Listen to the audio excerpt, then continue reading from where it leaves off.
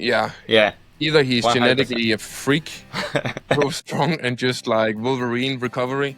If she's in the top level physicality, is the only one who can compete with An Si-young.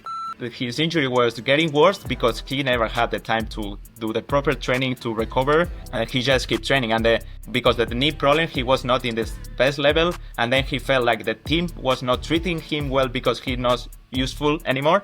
Yeah. If you really look at the data, you can't simply go 5 days hard. Like, how did you end up working with the Chinese team? Like, how did that come about? So I got fired or almost got sacked on the first day, right? I mean, that was the story around that. He called me and said, okay, I had a conversation with the coach and he told me that this is not the way how badminton players train.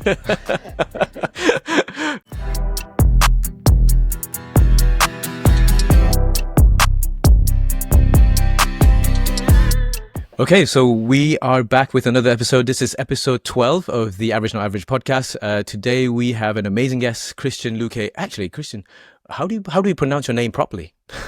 Yeah, because we'll sound more Spanish, but it's like Cristian Luque, because many people think that it's Christian with H, but my name is without the H. In Spain, usually we write without the H. And then the Manjon, is it Manjon or Manjon? Manjon. Manjon. With the Manjon. So with the H, huh? Or pronounced like a H. Okay, so Cristian Luque Manjon. Okay, perfect. Learning something new every day. Victor, how are you? Welcome back. Thank you so much. Good to see you both. Very happy to have Cristian here as well. I'm doing okay here. Same as last episode. Just trying to get fully back on court and get healthy and upping the intensity on the court a little bit. So all in all, it's good here. How about you, CK? Yeah, it's been good. Like intense work, but then happy and good. So this week we have some new updates. Got a little play button back here. Oh, congratulations! YouTube sent that through. Well, I think that one. So yeah, happy to celebrate a little bit. But it's all good. Like it's part of the teamwork, and it's step by step. So yeah, happy to see that come through. Cristian, I know you are currently in the UK. Yeah. So what are you doing in the UK? Yeah, I'm UK. It was like 2 weeks ago. I had a few months ago, I have a mentoring with a coach in a badminton academy, and he was interested about youth development and training for the kids. And then we have conversations with the months because he was very interested to me coming here to work during 2 weeks with the kids and have a workshop to discuss different topics with the local coaches around the area. The academy is Sutton Academy here in the south of London. And then, I have been here for 2 weeks. The weather is not like Spain, but UK is one of those countries where it rains even more than Denmark, and that says quite a bit. Yeah, and yesterday I was with one of the players, the senior players, and I was talking, where you live? He's saying Wales. And I was asking him, how is the life in Wales? He said, it rains more than UK. I say, it's not possible. There are no more days. I tell you what, it's been very cold for a late July, going into early August. Like, I mean, at nights we're looking at 13, 14 degrees, but it's wet. Like, it's been quite wet. But we have gone through a little bit of a heat wave earlier. But like you said, it's just wet. Yeah, I don't know. No, it's completely different than Spain. I came from like 35 degrees, sun, really hot, and then now it's 15, huh? Yeah. Yeah, Victor, how about your side? Weather's been okay so far? In Denmark, I had a short trip to Japan and China together with Yonex to do some promotion for my VA line and some promotion in Shanghai as well. So, but all in all, it has been quite good here in Denmark. A little bit on and off raining, but I think we've had quite a good summer here, the time I've been here. So we can't complain being a country where you can't really rely on the weather. Yeah. So it's good. And you had a new job title as well, Cristian. I don't know if you've been scrolling online on Instagram. Victor was the general manager of the Shanghai flagship Yonex store. Yes. Okay. Yeah, I didn't know that. Yeah, it's always an experience going out to China and work there. Also, Cristian, they have a lot of good ideas as well, a lot of funny ideas. So, all in all, I had a very good trip. I always enjoy it. It has been a while since I've been in Shanghai, actually. And I very much enjoyed it. Like good food as well, good restaurants, and a busy, good work trip. Yeah, Yeah. Shanghai is a nice city. Yeah, I really like it also. Yeah. I mean, so Shanghai was where I spent about 18 months in 2016 and 2017. So I think all three of us are connected through China in some way, having spent a little bit of time there. I mean, Christian, before we go into China and your experience of working in China, what are you doing now? So besides a lot of consulting work, a lot of working hands-on, what else do you do? Yeah, when in 2022, after I went back from to Spain from the Olympics, from working with the Chinese team, and I went back to Spain, and then I decided to create my own company, more like consulting, like online training, and then I'm working on this. This program that I'm doing now in UK is part of this project I started, and then like 1 month ago, 2 months ago, we opened the Badminton Academy with Sensei Wei and 2 other co-founders. And now I'm working a lot, starting to develop different projects. We're going to do some courses, some training camps. And yeah, in September, I'm going back to China. I'm going to spend 4 months there. Mm-hmm. And yeah, mainly focus now to try to develop all the academy. Yeah. And when you say consulting business, that's the Bad 10 consulting, right? Yeah, exactly. Okay, perfect. Yeah. Victor? Are you based in China, Christian, or are you living in Spain? I'm living because one of the reasons, because I have the option to I could keep working with the national team for the next Olympics, but I didn't want to be most of the time in China anymore. It has been since 2016. 16. Yeah, and then I decided to have my own project and also work with the academy, but where I have more flexibility. And then I spend some months there and then come back to Spain and then go there again. Yeah, something that where I have more flexibility and I don't need to spend all the time in China. Of course. How did you end up working with the Chinese team? Like, how did that come about? Because I moved to China in 2016. I was working in a tennis academy, in Barcelona, and they opened an academy in Nanjing. It's close to Shanghai. Yeah. And then I was there for 1 year and a half. And during this period, there is one guy who was working in the administration area of the tennis academy. And then he moved to the national badminton team after a while. And then after a few months, he told me, okay, the mixed double coaches trying to find a fitness coach for the mixed doubles. And I recommend you because I know you have been working with me. And then, yeah, this is how it started. And then was your colleague Chinese? Was he a Chinese local? Yeah. Or was he also Chinese. International? Okay. Yeah, he was Chinese. Very cool. Wow. And then, so, I mean, I hear the story from your conversations with Ben. And by the way, I think anyone who's listening and watching this, I think Christian had a 2-part conversation with Ben Beckman before. I would really recommend going and listening to that. Obviously, we will attach the links on the YouTube, Spotify, and as well as Apple Podcasts. But obviously, that conversation also had that you almost got fired or almost got sacked on the first day, right? I mean, that was the story around it. Because of course, I never worked with badminton players before, and I started to work was like June, like 2 months before the World Championship in 2018 in Nanjing. Yeah. Yep. And then I knew that I'm gonna start to work with the team for a few months before, and then because I was not familiar with the players and with the sport, not too much. Then I started to do a lot of research, reading papers, watching their matches, and try to get as much information I could. And then the first day when I started to work with them, the team came from a 2 weeks competition. I don't remember the competitions, but they had 1 day off, and then the next day we started to train. And then I started to train with I think was the 4 mixed double, Wang Yilu, Huang Dongping, not Chen Yufei in this moment, Sensei Wei and Huang Yachun. And then because I didn't know them, then the first day I had a conversation with them to know what is the kind of work they do, because they are not familiar with the way I was training.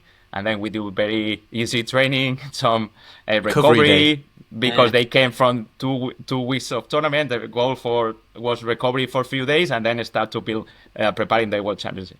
And then after the first day I finished, I went home, and then my colleagues who recommend me to the coaches, he called me and say, okay, I had a conversation with the coach, and he told me that this is not the way how badminton players train.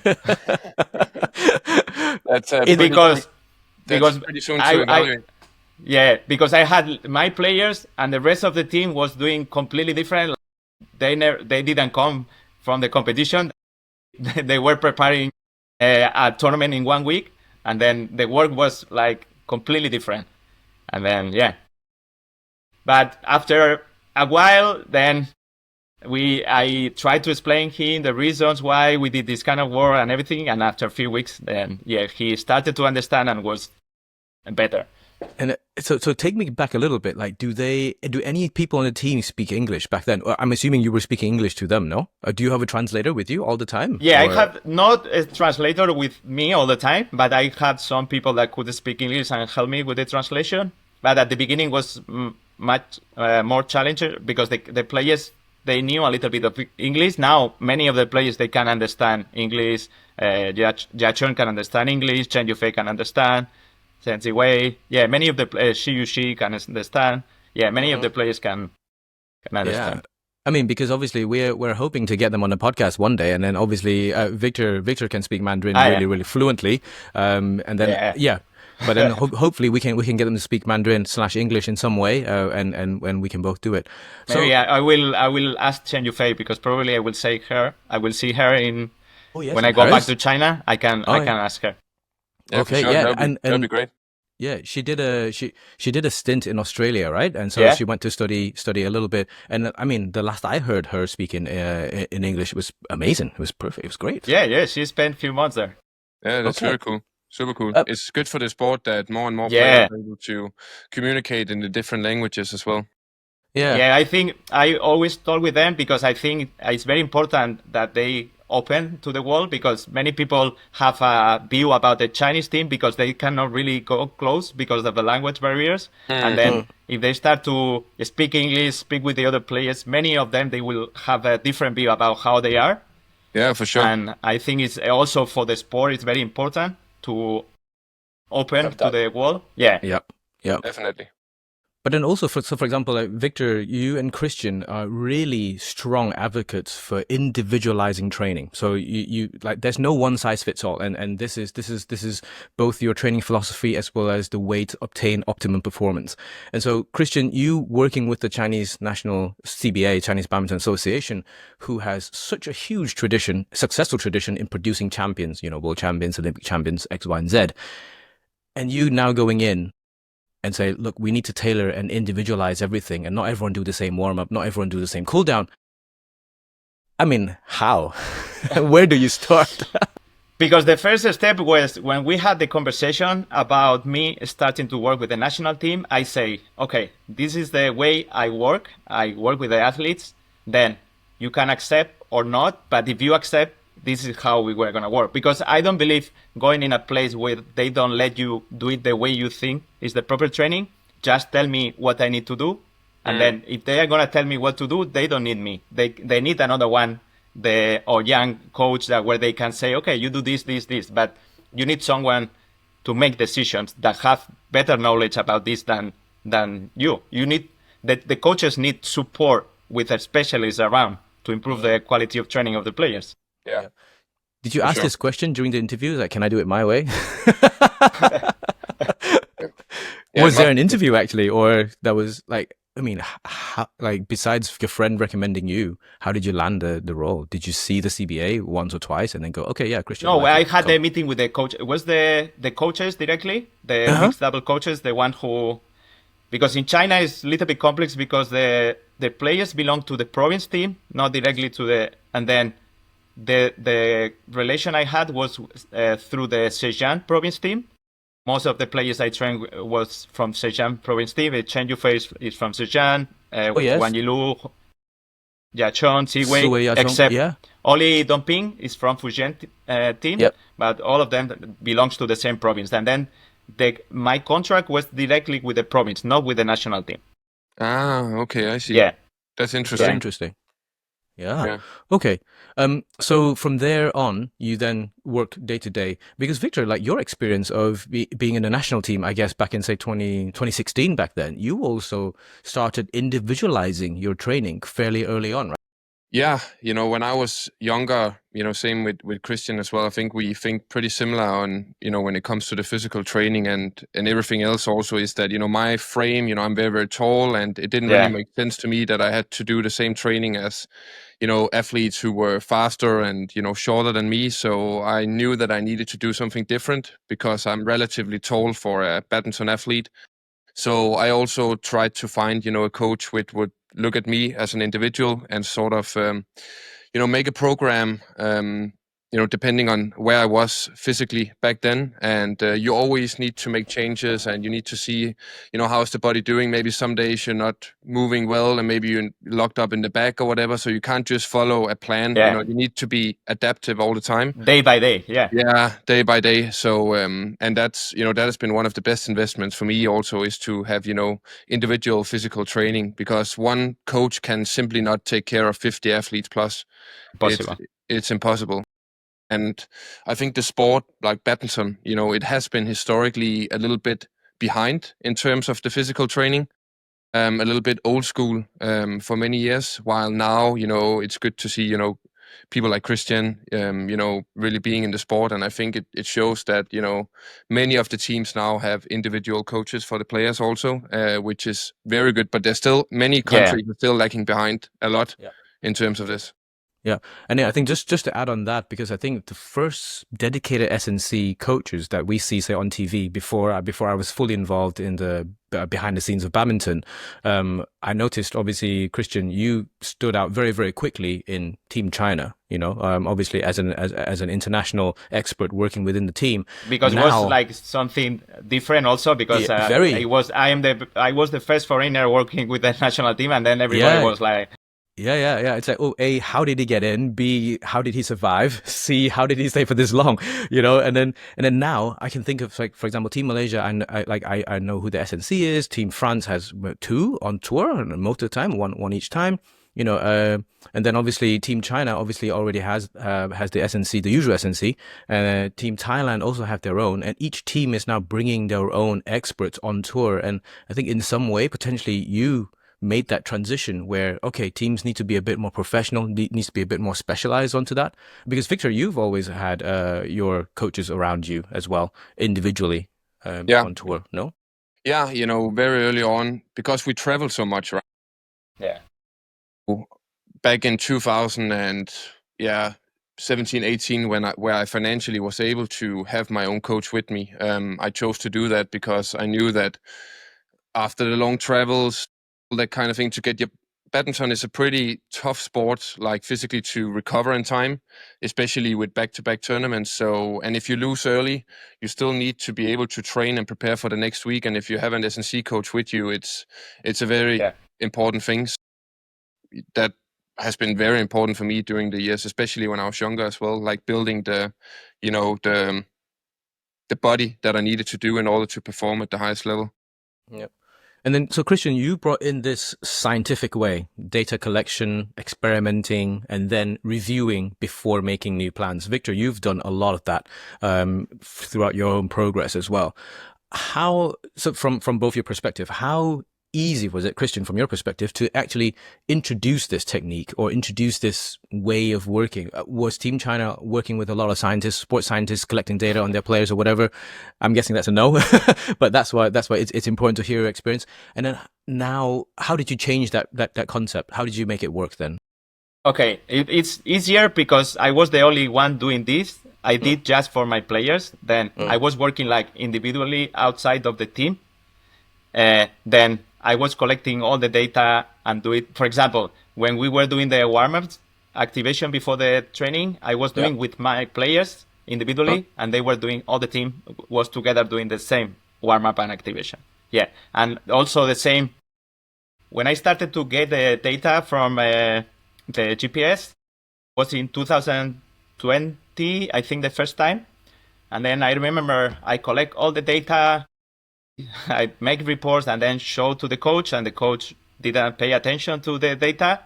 And then I say, okay, then this data is going to be useful for me to adjust the training, but it's not going to be, they are not going to change anything in the training, even if they have more information. And I started to create my own data because my goal was, okay, I want to know what they do in the encore.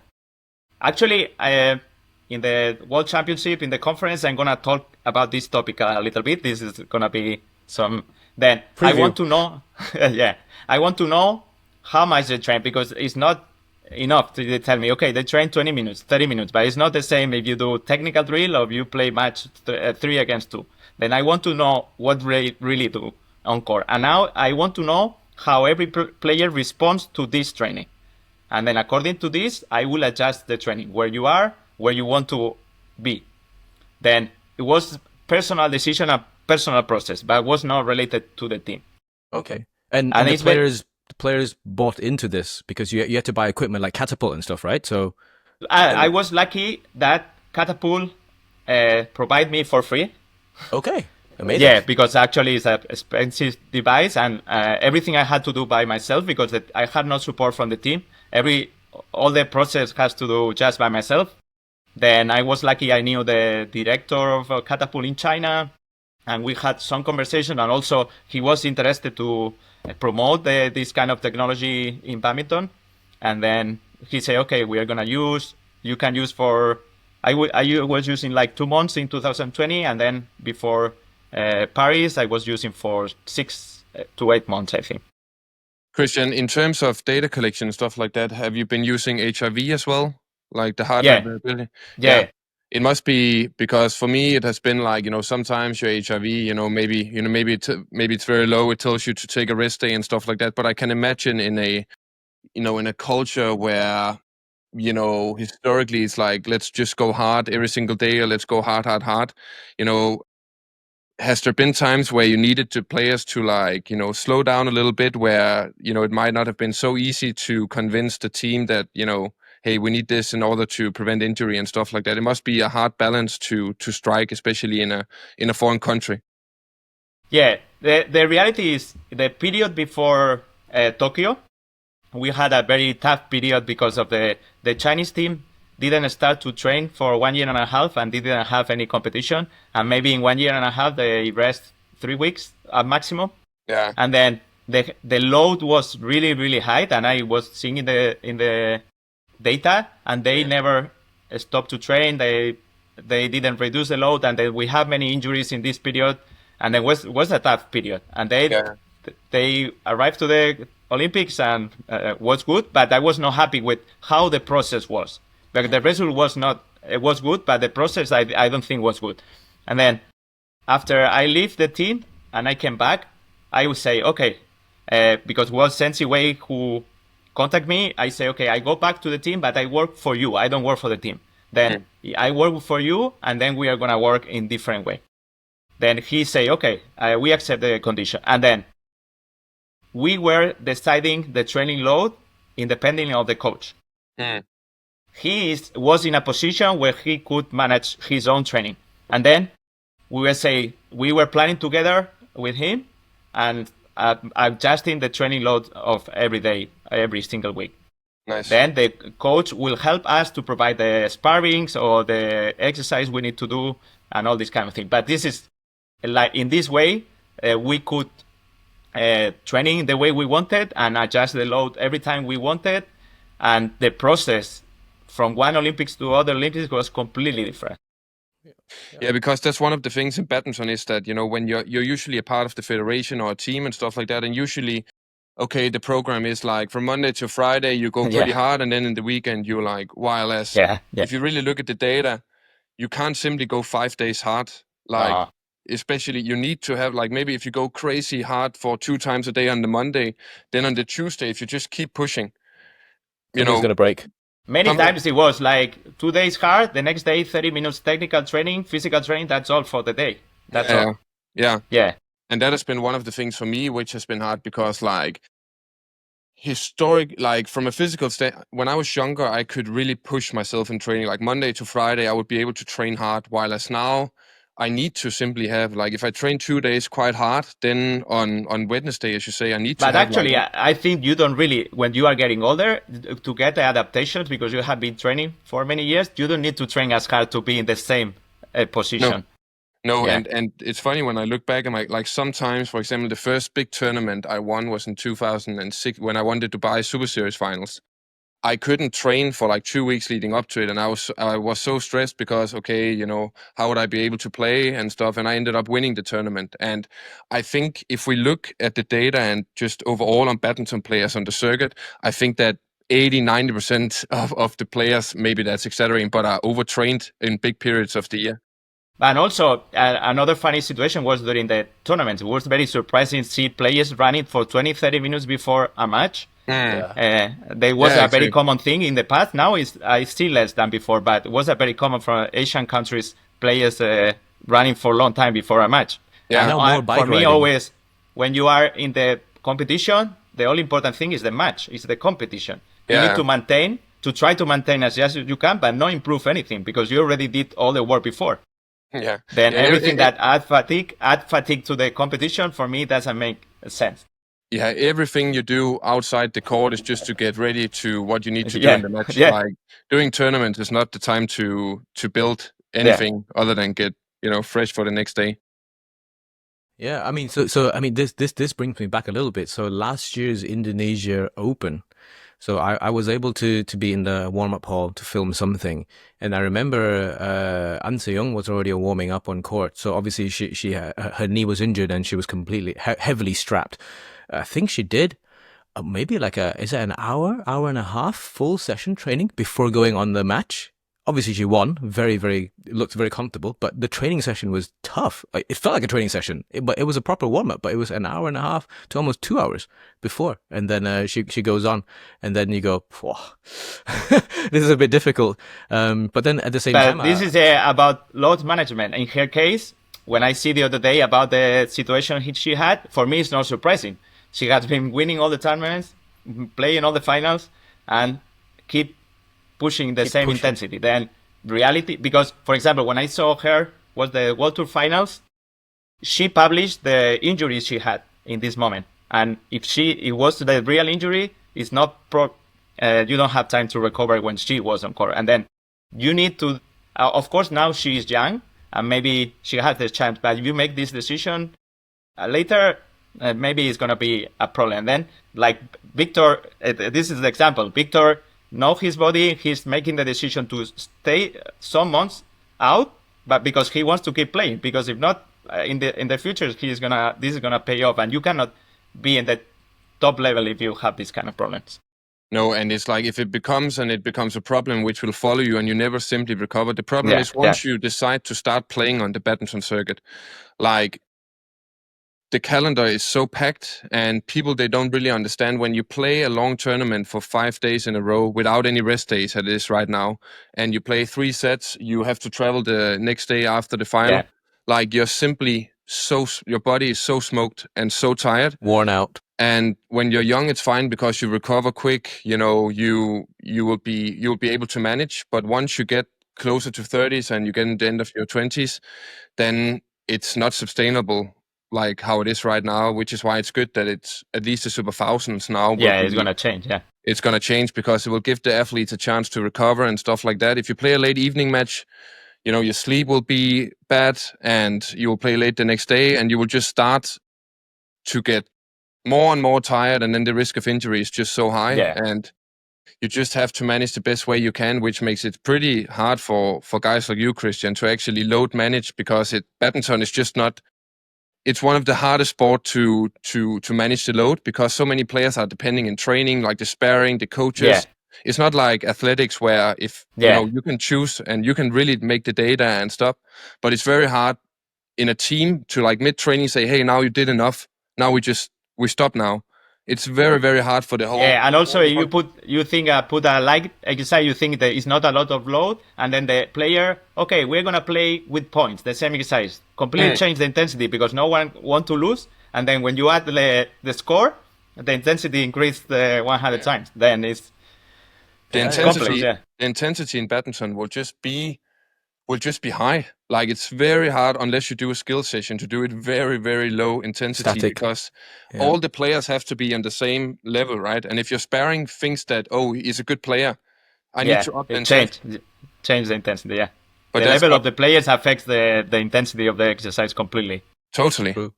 And then this, related to this, one of my main goals to collect the data was to collect all the data of all the exercises they do on training. And then I have the data of which exercises are higher intensity, which one lower. And then when we were doing the program with SensiWay, we say, okay, in this week, because we are closest to the competition, we choose this kind of exercises because the intensity is higher, but we play shorter, it's more real competition. Then when we are far from the competition, we choose these kind of exercises because the load is better for this period. And then we were managing not outside, but also inside the core. Nice. Tapering. Yeah, this was the main goal, to understand the different exercises they do, how is the intensity, and then move them in the weeks according to the load you want and according to the goal. Yeah. Very cool. So just going back on Siwei a little bit. So you had 2 stints of working with him before, and then was it in 2022 or 2023 where there was a gap in the middle, and then there was a story where you turned on and watched the All England and you saw that he had a strapping, and then there was a conversation after that. You go, well, knowing Siwei, the guy, he will not be wearing a strapping unless it's really bad. And then you got in contact with him, and then, long story short, you got him to do a scan, and turns out there was a partial ACL tear, there was MCL damage, there's cartilage damage, as well as there's fluids in the pockets. How was he still standing on court, jumping around? I don't know. It's something that the Chinese players, they leave home when they are like 8-9 years old, and they start to train like as a professional since this age. And then when they arrive to the top team, it's like superhumans. They survive to 10 years of this kind of training. The ones who arrive there, they already pass all these phases. And then, for me, it was difficult to understand because I asked him, how is your scale of pain from 0 to 10? He said 8, and he can still play. Crazy. Wow. Okay. I mean, and then also like putting in context, understanding the pain threshold. For example, Viktor, I think in one of our conversations, you say you love the pain, but it's the type of the good pain. But I'm guessing that pain, the 8 out of 10 pain, is the bad pain because that's the injury type of pain. Yeah. When I had my injury in the back when it got really bad, like with the nerve pain, we can survive a lot of pain, but it becomes like so bad. Then for me, I know that it's time to do something. So you want to avoid surgery and you want to avoid taking painkillers and all that kind of stuff, but the reality is that elite sport at this level is not healthy. So it's 100%. It comes with a price. So and then I think, Christian, you mentioned that leading up to Tokyo, Team China was doing like super intense blocks of trainings, like up to like 1.5 years before the Tokyo Olympics. In some way, if we look at it from the organization side, the goal is to win gold, right? That the goal of the CBA or the national team is to win gold. 5 golds. Yeah, 5 golds. But from the player's perspective, it's not sustainable outside of one cycle. Like, say, if you want to last, like Wang Yilu, as soon as he got the goal, he was playing, I'm sure, with tons of injuries. Obviously, we never mentioned him a lot, but he looked like, on the court outside. I have a very good relation with him, and we always talk because he always feel very appreciated with the work I did with him. Even it's true, I like to talk about him, but they always talk about Siwei, but he was also Olympic champion. Then he had a knee injury for a long time, but he was young, and it was a degenerative injury, losing the cartilage. And then in the moment he won the Olympics, he already had big problems in the knee. We had to visit some of the best doctors of China, and was helping us before the Olympics, and it was a difficult process because they have like national competitions, and I recommend them to stop before the national competition because this could risk the Olympics. And then they got very mad at me because they retired, and they were angry with me because I convinced the players to retire, and the coaches were very angry. But I told them, this is part of my job. If I'm not doing this, I'm not doing well my job. If they are not happy with me, I take this decision, because if not, I'm doing something that I don't believe, and then I cannot work in this way. Yeah. Well, because Yew retired after he won the goal. But then from your perspective, if he wants to walk at, say, 50, he needs to stop this intensity immediately. Yeah, the problem of his injury was getting worse because he never had the time to do the proper training to recover or to strengthening the knee to protect from this injury. He just kept training. And the thing is, he had many problems because after Olympics, the same that I left the team, he was, because of the knee problem, he was not in the best level. And then he felt like the team was not treating him well because he's not useful anymore to win goals. Yeah, even as Olympic champion. Yeah, but yeah, because you are out, there is another one coming. Then extremely competitive. Yeah, extremely. Yeah. Yeah. Okay.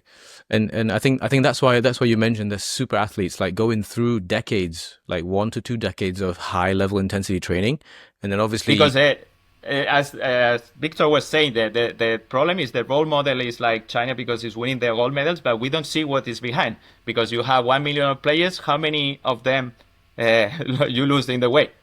Yeah. You cannot do this with any other country because you don't have the same number of players, and you need to take care of every single player. And this is something that we are trying to change in the academy, to start with the grassroots. And the key is the education, because the people believe that the other way is the proper way because there is success, but they don't see the other part. Yeah. And then, I mean, so just from conversations like these, Viktor, like how, say, in the last since the surgery, how have you tapered your injury management and also like rehab from that process just to now? Okay, we're almost in August. We're in August now. We're very close to hopefully having you back on tour playing, or at least playing. What has changed, say, from March till now?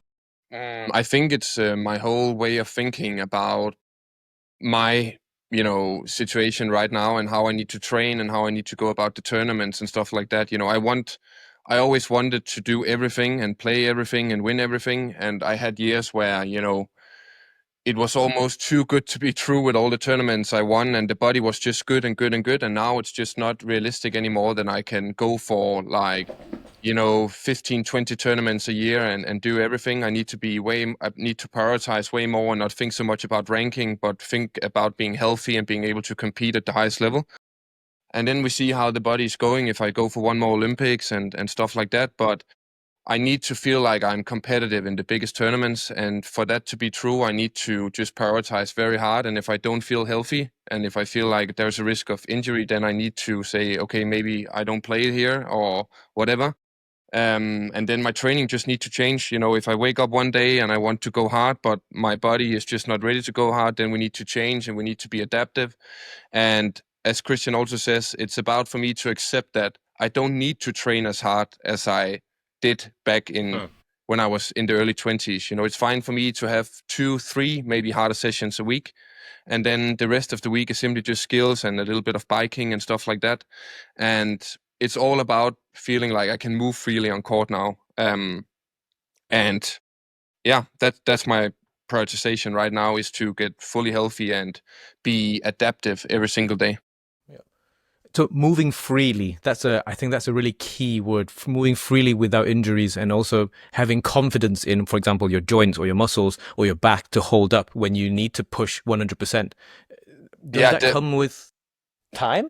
It does. The problem is with badminton is that there are so many movements which is not textbook movements. There are so many movements where you need to move in an awkward way, and it puts so much stress on the joints, the hips, and the muscles. Yeah, because this is another thing, is that people teach the technique in the proper way, but every single shuttle is different. Every single position is different. It's unexpected. You don't know what is going to happen, and you need to adapt all of this. There is not the perfect technique because you need to adapt to the game every single time.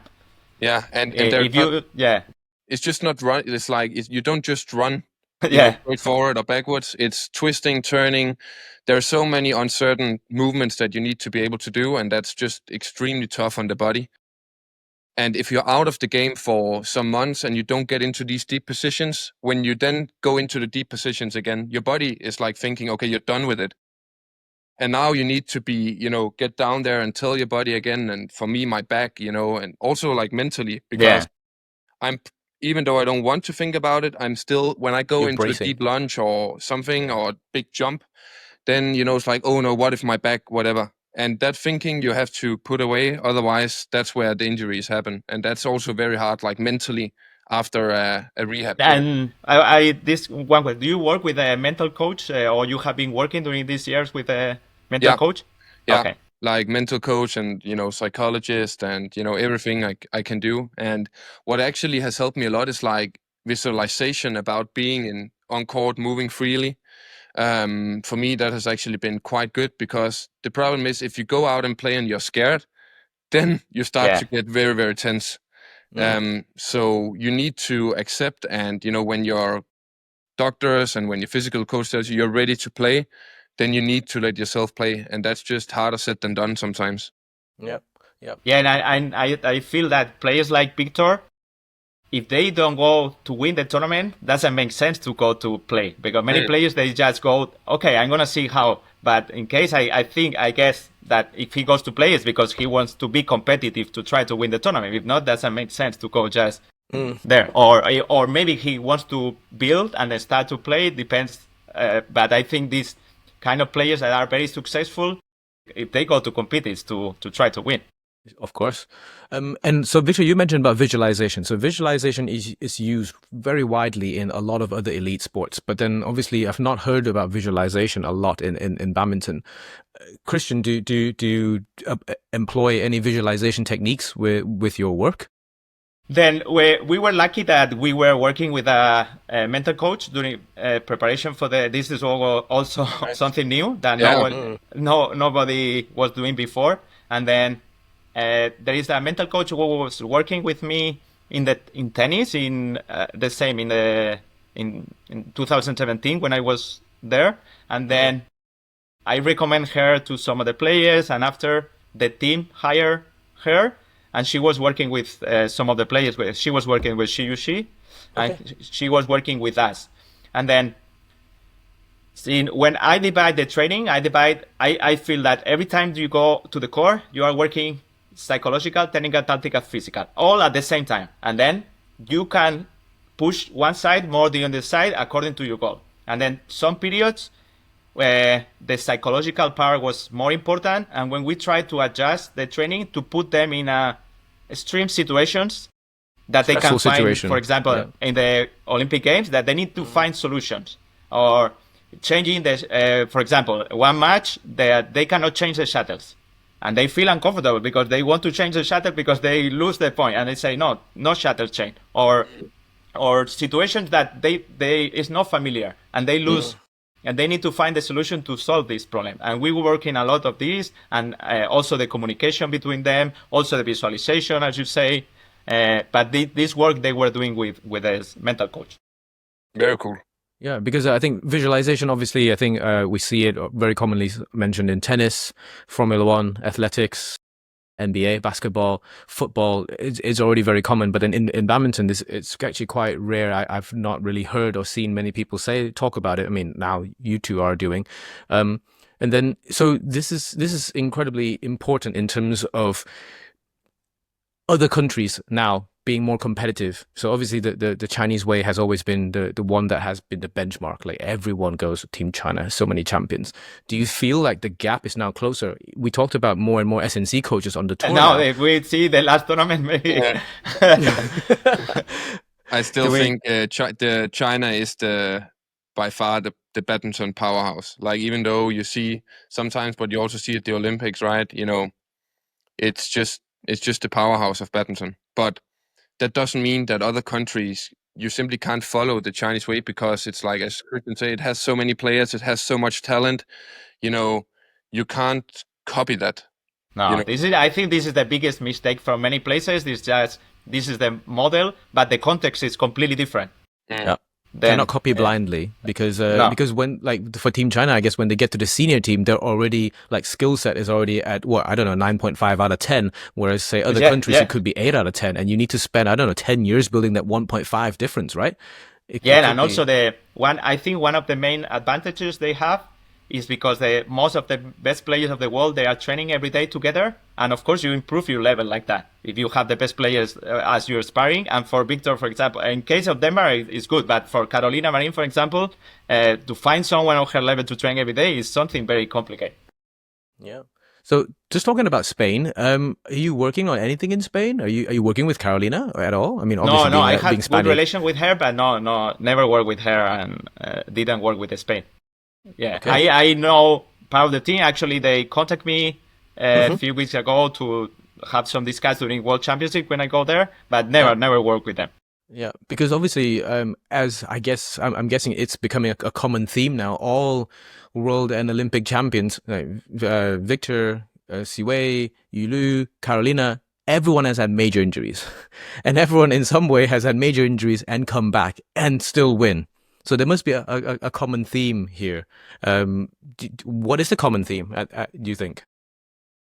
For me, it's like these kind of players, they go to the limits. The competitive, it's like the mentality of first be for I can say the example of Sensiway. He changed it. Okay, and we put before Tokyo, he's only focus with badminton. All 24 hours, obsession to find the perfection in every single thing he does. After he has a first kid, this changed a little bit. I don't know if this happened to the same to you, Viktor, or the same, but it's like you put the life in different perspective. Okay, I have my son, and now badminton is a part, but I'm not obsessed because there are also another important parts in my life. And I think this was a very positive for him because he took the training in different way. And I think that this is why part of the process of the preparation for Paris was much better. Because I think, so in that, just talking about that, Viktor, I don't know if you've actually watched the CCTV documentary about how Siwei prepared for the Paris Olympics and how big of a difference it was in terms of the Tokyo one. I think he mentioned that the load difference was 3-1. In terms of intensity and the overall load value. I think for the Tokyo one, it's say if it's X, for the Paris one, it's 3 times less. But in terms of performance and output, it was probably higher than the end result was better for the Paris one, and he was doing 3 times less intensity in terms of load. And so it's just how you manage and how you peak for something like that, I guess. Yeah, for sure. Like, I think players at our level, you know, we have had our times where we really pushed it and we really, you know, build like such a strong base that your body knows what to do when you're on court. So if you have done enough intensity and you have a little bit of adaptation, as Cristian says, I think, you know, it's enough for many of us. The problem is accepting that that's enough, because you see all the other players training, you see all the other players doing this and that. But actually having a fresh body and a fresh mind and, you know, also, you know, have leftover energy to go for the tournaments is very important for players at our level. And that's just different from how you have been thinking your entire career when you were younger. So I think having kids, you know, putting those things into perspective is very important. Difference in priorities, right? Suddenly you have another, not distraction, but then another thing to really focus on and really think about, and in a positive way. So one more question for you both. Who on tour currently, men's and women's, is doing, from your position, a very good job in terms of recovery, in terms of training, in terms of load management? Because I think one that pops into my mind is Zhou Tiancheng. He's doing 25 tournaments, and he's like 35. And he's like, wow. Yeah. Incredible. Actually, a few months ago, I was checking the number of tournaments that players were playing 10 years ago and now. I was almost the double in some years. Before, for example, before the Olympics last year, was almost the double. Yeah. Viktor mentioned this like a few times now, because I think, say, 10 years ago when you first started playing on the tour against like Lin Dan and Chang Wei, they would do, say, no more than 15 tournaments. Now it's normal to see everyone's like tournaments on the ranking list to be over 20, and so sometimes it could be 25, you know, and so it's incredible. And also I think the intensity of the game is higher, but this happens not only in badminton, in all the sport. You say, if you check in football 10 years ago and now, the speed, the high intensity actions, everything is higher in the sport because the preparation of the athletes is better. Okay, so who on tour is doing the best so far, in your opinions? you Or can't who really stands argue out? with Cho Chin Chen, right? Like he's No, 35, no. 36, Yeah. and playing and it's not like he has had any crazy major injuries. He's Never. So taking Yeah. care of his body. Yeah? yeah, Yeah. either he's 100%. genetically a freak, so strong and just like Wolverine recovery, but also with Victoria and everything, it seems like they're Yeah. really trying to take care of his body and doing everything. And, it's really admirable what he's doing. 100%. Yeah. Yeah. On the ladies' side, is there a candidate or at least someone that you see that pops out, that goes done quite well? It's hard I for think me. I don't really know the details of any. Yeah. Yeah. I know the details of some of them, but I cannot say that. Oh, yeah. No, I cannot say that they are like the model. What I say. Yeah, because I mean, for me, from an outside as a fan, like Carolina's two recoveries, like from the two operations, has to be a standout. Like to come back and still play at the very top level, like, whoa. I think she has always been a super aggressive, high speed, high power player, like all out pressure, all out offense, and then I think that puts a lot of stress on the joints, and then to be able to come back each time from both of those, I would say, career-ending injuries, say 10 years ago. And that is very, very funny because when I was in China, it was 2018, and Li Shuirui, she was there, still there. Yeah, and she had an ACL injury with her. And then I remember she was very upset because was after, when she was there, Carolina had the first injury and then she recovered and she went to the top level and she was like asking herself, why I cannot be there again? Mm-hmm. And then this is also in terms of medical or rehabilitation in this moment now is improving, but comparing with Europe, US, Australia is behind in terms of sports science. But isn't it also when you have the one knee ACL, isn't there a big risk of the other knee, having issues when you come back because of, you compensate on the other leg? And you spend a lot of time recovering the injury leg, and many people forget to work also on the other side. Yeah. Yeah, and the body always try to compensate. Yeah, your movement mechanics will undeniably change a little bit from an injury like that, I guess. Yeah, because your body is very smart. Always try to find a way to protect you, and then you start to overcompensate and find another patterns, and also increase the risk. Yeah.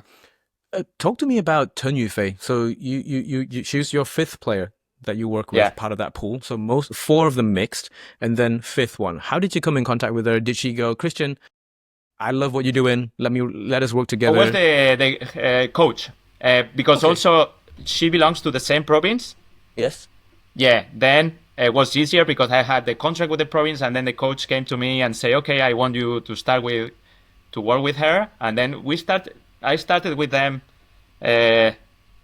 maybe June or May of 2018, and I started with her in October, November. Mm-hmm.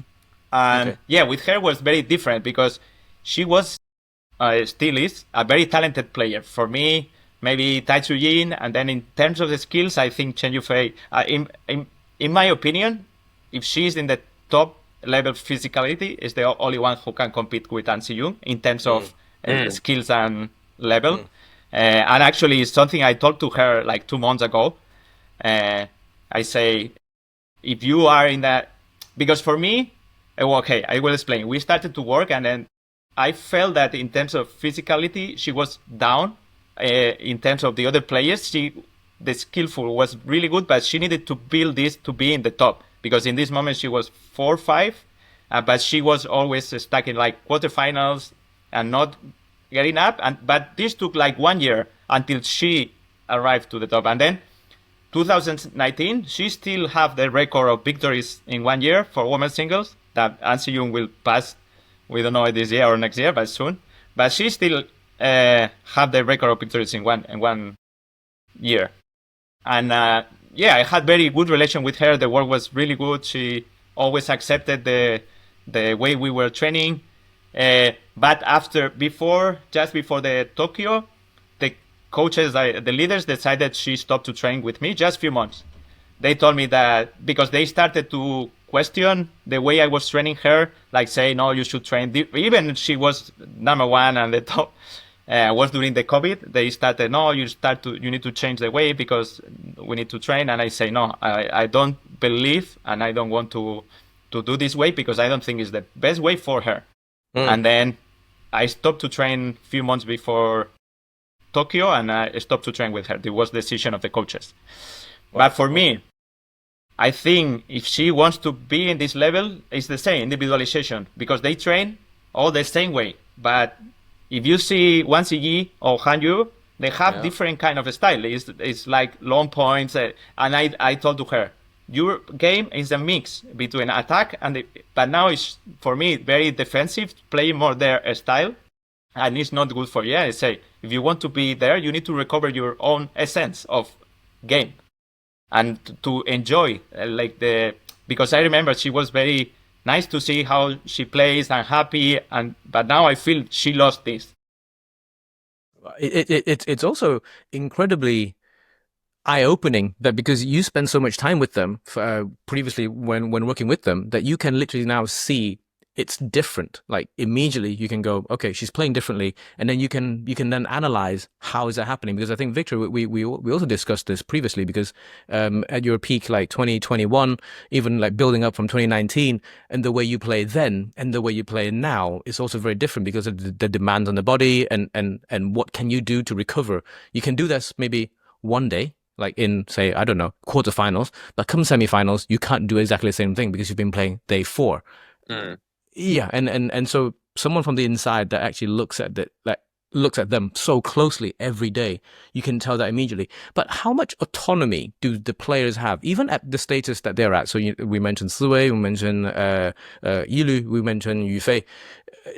They can't go to the coaches and go, look, today I'm not 100% fresh. Let's maybe ease off. Many aspects 10%. Depends of the coach, depends of the personality of the player, depends of many aspects. Yeah, because also many players, they are kind of scared to say to the coach this. They feel and it's a lot of respect, like, because the coach is here and I'm Culture here, and then well. another culture, and then it's not the same working all in the same level, because at the end all the professional working for the players, the important are the players. We are just them to support. The important is the player.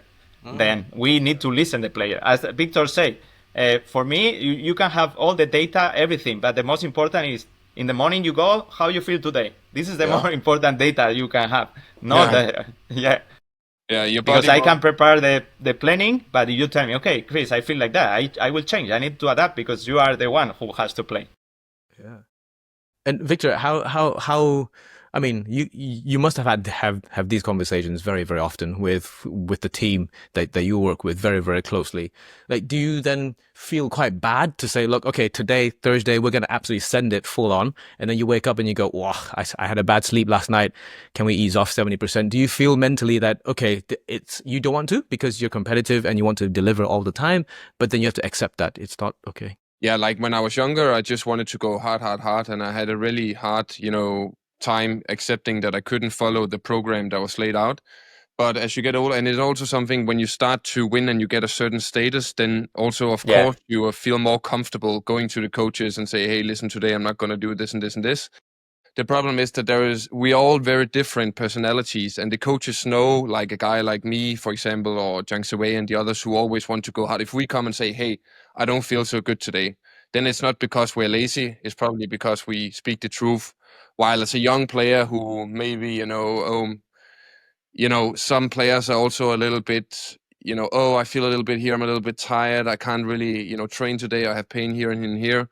We're all so different. So the coaches also need to know, like, how are the what the different balance players' is, personalities. Yeah, it's there's so many, and that's why it's hard in badminton, because you play together, you need to spar together. It's not like one coach takes care of one player.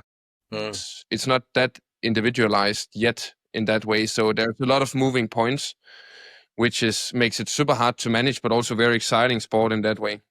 Yeah. Respect is earned, not given, huh? Yeah. You have to have the track record to show that you can do good work and you can deliver at the highest level, and then I guess you have a say. But in the case of China, the young players, when they go to the first team, most of the time they are sparring of the top levels. Yeah. Training, they need to adapt to the top level players. Yeah. And there's also many players on the tour who you can see is very skillful and have huge talent, but you can also guess that they probably don't really structure and go as hard in training as they could. So they don't really reach their fullest potential because they're fine just being where they are, which is okay. But there has been a lot of wasted talent in terms of skills and stuff like that, where skills has been very high, but the physicality hasn't been close to what the potential is. Yeah. And then, I mean, I think we're now seeing, for example, like Team China, they have, I think, the current world junior champion, like Hu Zhean, right? I saw Hu Zhean first time really playing, was during the King's Cup last year. Like, I mean, he pushed like top players, like say, Can you, Alex Lanier, I think like Anna's, like in sparring and training as well, and as well as in the matches. But we don't get to see him because he's not in the first team. I remember he finished the tournament. The next day, he was going on a trial to see if he could get into the first team, like the next day. so it's pretty intense. And this is also one of the problems that also they have is like the transition between junior and pro level. I think in many cases the players don't do the proper transition because the intensity of game in junior and pro level is completely different. And then they start to train with the pro players, trying to keep the same amount of training, the same intensity, and the body is not ready to do it. You need a process until you are ready to train like them and compete like them. And I think this is very important for coaches to understand this. Yeah. Well, because Viktor, you had an experience that, right? Like when you first went into the national team, and you mentioned last time around that you tried and do everything what the senior players did. There's many things. When you come as a young player, first of all, you want to prove to the coaches you want to keep up the intensity. So you have crazy physical, like mental stress. You have physical stress.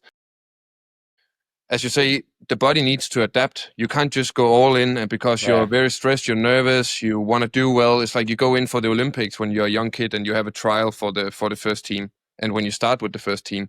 So all these factors, they all have, some kind of, effect on your body and the way you recover. So it's about, all that is, again, individualization and balance in everything. And I think in badminton right now, we don't have that balance yet. We don't think about all the factors in terms of recovery. We're still way behind in terms of what the science is actually saying, without me being, Christian knows way more than I do, but that's just how I feel, having read what I have read. And then, so Christian, this is now the work. So obviously what Viktor has mentioned, and also with Siwei's experience, this is now the work that you guys are doing with the Z-Swing Academy. Like, so taking younger generation, of course, working with the top level as well, taking the young generation through this more scientific, more, not experimental, it's a proven approach to reduce injury, better performance, more consistent performance, and more longevity, I guess. Like, we want to see players playing at the top level into, like Viktor. But not only the top level, it's just many players, they stop to practice sports because of the injuries or because they lose their interest, because they go to so intensive training. And there is, for example, very important period, that is PHV. I probably, Viktor, he made a lot of change in his body. In some moment, he started to grow, and you start to lose confidence because you don't move that well, because your body is completely different. You need to adjust. You need to relearn how to move, how to play. And there are many players that maybe are the best ones, 8, 9, 10. There is one moment they start to lose because they cannot move. And you need to reduce the amount of training this period and focus again, building the coordination, building the technical skills again, because they need to relearn how to play. And many players, they drop in this period because the coaches start to think, okay, this player is not good anymore. We don't need this. But maybe this player we keep in the system is going to become better than the other ones. And also, there are many differences in terms of physicality. Some guys grow faster, they are stronger, but they are not the best players. They have just physical advantage. Then we need to analyze also from this point of view. Well, I mean, we had a discussion last podcast, last episode, or maybe the episode before. We talked about, because we were joking around with the grip strength thing, and then Viktor's numbers were nowhere near as high as some of the other players. But he's like, look, but I'm good at playing badminton. I'm good at winning matches. Raw physical numbers do not mean. There is a very funny. It was a podcast. A very famous coach of sprinters, and he's playing the top 10 sprinters in the world. One can move 2 times body weight, the other one even not 1 time the body weight, and the one is faster than the other, but doesn't mean, because the body is different. You move in different ways, you generate the power in different way. And actually, a few months ago, they wanted to make a project with AI, and they wanted to create something like analyzing the perfect technique. Like they analyze your movement and they put the score. Like, okay, your perfect movement is 0.9. And I say, comparing to who? Because if you compare with Viktor or with Momota, it's going to be completely different. You cannot put the score. And now the technology is trying to develop models to sell to the people to say, okay, your technique is exactly like Viktor, but your body is completely different. You cannot compare with him.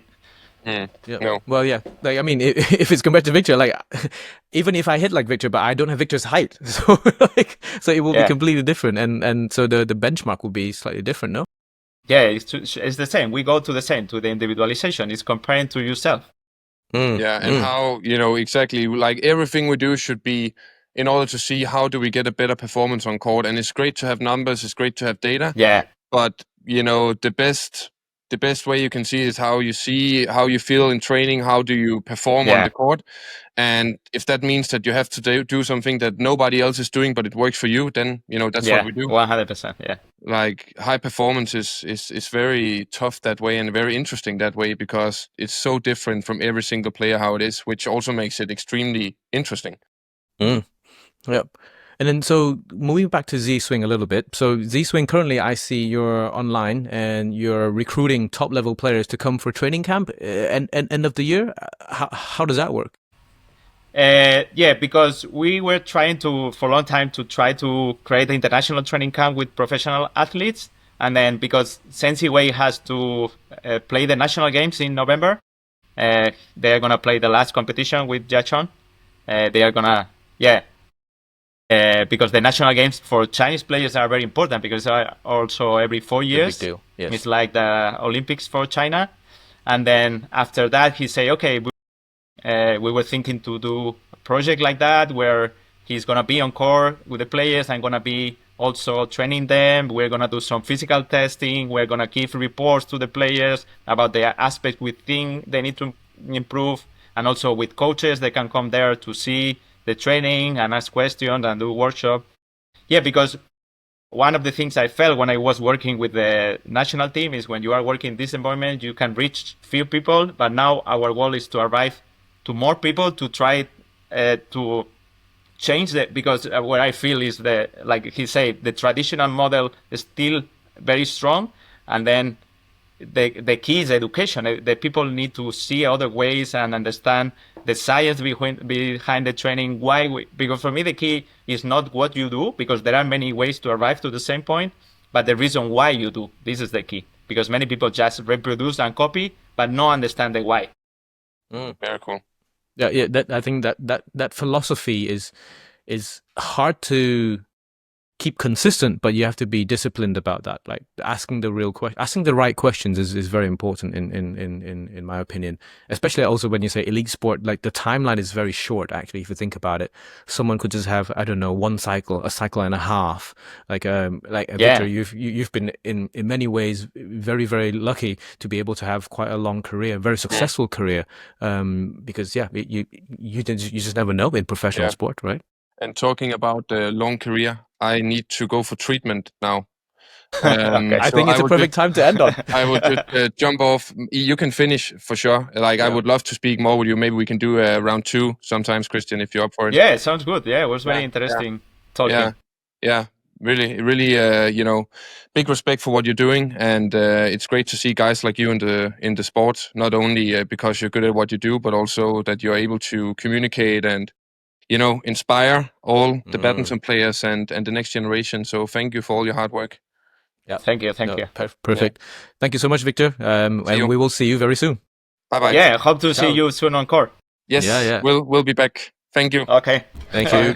Yeah. Bye.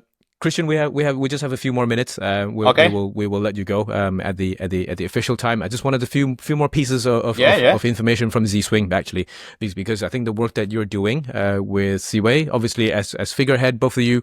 Now I think it's kind of, because the work is so diverse and so high level in many ways, that you are passing the information down to make it more accessible, making this information and making your experience this is our big more goal. accessible.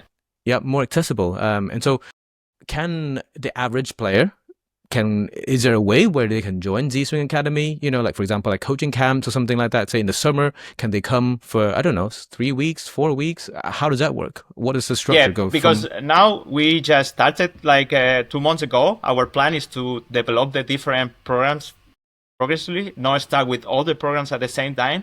Now our first program was we have a group of 80 players during the summer camp that they stay there for 2 months. Actually, they started July until the end of August. And then we have these kids around 8 to 13, 14 years old. And then we have another group of younger kids.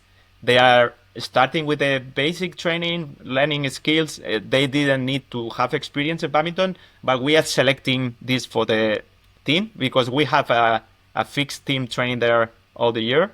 They represent the district team of the area, and now we are creating the second team. And then we did like some testing, but not the goal is like talent identification.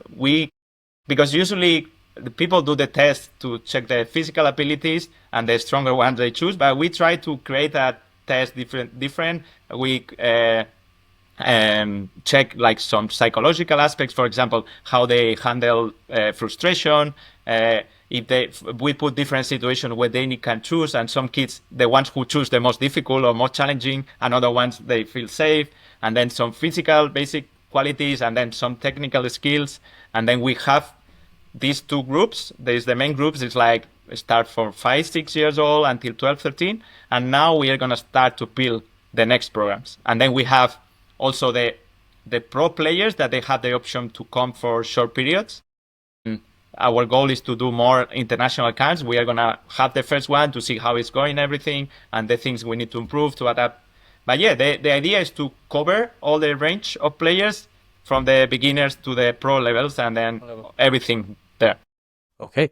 So in terms of investment, who is actually investing in this financially, as well as also like resources? Yeah, we are 4 shareholders, and then main one is Sensiway, then as another partner who is the second investor. He was a teammate in the province team, and he was working in the Shaoxan team. And actually, he was the one who made all the contacts to make this project because Amazing. We are inside a university, and luckily we have a very good relation with the university, and the price for renting is not very expensive, and then they give facilities to us. It's amazing. It's really, we have a lot of space. And then there is another shareholder and me that we have the same, because also I don't spend all the time there, and they spend all the time there. But Sensiway is the main one. We have Viktor as the main sponsor of our academy. Actually, the name is Viktor Z-Swing Academy. Yes. Amazing. Because like from the outside, like obviously people outside of China, I'm not sure we're getting the same amount of information as maybe the ones that's already based in Hangzhou in Zhejiang. Yeah, actually it's more everything is spread more inside China because they have many channels, and I push them to put more information outside for international. But yeah, because also it's something new for them, like to go internationally. Because there are not many academies in China that they have this view. Yeah, and we want to have coaches from different countries to also have different points of view about the training. Yeah. Okay. And then so we have 2 more minutes. One last one. So I remember that there was this story or conversation where did you and Ziwei have to go and ask the Chinese Zhang Jun, the boss of CBA, to allow because one of the it's not allowed, but it's more kind of respect to say, okay, we're gonna do this, and then he told me, Sensiwei told me, because my goal is we would go to the academy, we do international, because we want to spread this message not only in China, outside. Yes. And then he say, in terms of respect, I'm gonna talk to him, because we're gonna have top athletes here training with us. I'm gonna help them, and then but he say, yeah, it's totally fine. We don't have problem with that, and was everything easy. Amazing. Yeah, because also. Yeah, he has a very relation with him. They were very close during all the years he has been in the team, and then it was easy. Yeah, okay. Yeah, because I think in terms of the Asian culture, like the respect from the top down is very, very important. Obviously, Zhang Jun, he himself was a big name player all the way through now to now, being the boss. But he always also was very respectful with me in my job. He always respect, and also I can say good things about him. Yeah, it's... Amazing. Well, because I think, Christian, thank you so much for giving us so much time. And so for the podcast, Average Not Average podcast, we really try and tell real stories. We really try and actually connect with experts such as yourself and provide as much value as we can. A lot of time asking the questions that we're just curious about. Viktor obviously has an incredibly busy schedule. We always just try and make it happen. We would love to hear more. We would love to have you on again. It would be a pleasure. It was really nice to be here. I felt very comfortable and doing the conversation, and yeah. Next time, hopefully, maybe we could do a recording in Hangzhou. Okay, but I will gonna be there from September to December. I will talk with Sensei Wei. We can do together, and then I think it'll be amazing to hear his perspective of things as well, because I think as someone who's like an actual true expert, yourself, Viktor, Siwei, Yilu, Yachong, like you guys have gone through the deep end, and I think in the media, we only see the very, very top level, like the fans only see the very really top level. appreciate them, because they risky also, because they make a decision to change all the things that they were doing to completely change. They trust me, and then I really appreciate this, because they were also the coach, the first decision to hire a foreigner for the first time, and if this couldn't go not in the proper way, because at the end, sport, you can win or lose. It's not about me. It's about the players. And I really appreciate that they took the risk and they trust me, and but it's also something that you need to build. For me, the key is the connection you have with the coaches, with the players, because they need to have respect, not because they are scared of you. It's because they know that what you're doing is to help them. This is, I think, very important aspect to connect with the players. The human element, the human connection, right? It's understanding like I'm here, the decisions I'm making all the time is to try to help you to be better and to achieve your goals. It's not about me. It's about you. Yeah, and I think this is really crucial in terms of bringing out maximum potential and ultimate performance. The same with every team that we work with, right? Like my team, your team. Yeah, it's absolutely valuable. No, thank you so much, Christian. We really appreciate that. I know you need to go now. It's okay. So thank you so much. I cannot wait to see you actually in a few weeks' time. I'll be in Paris, and so let's see you there. Let's catch up. Let's have coffee again, and then let's see where we can do it. Hopefully we can get you back on with Siwei and Viktor. Hopefully we can record in China and we can come visit at some point. Hopefully. Yeah. Sounds good for me. Let's do it. No, thank you so much. I will stop the recording now, and 2 seconds.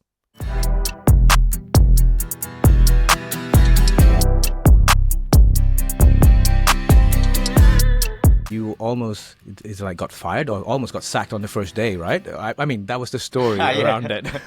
How did you end up working with the Chinese team? Like, how did that come about? I moved to China in 2016. I was working in a tennis academy, in Barcelona, and they opened an academy in Nanjing.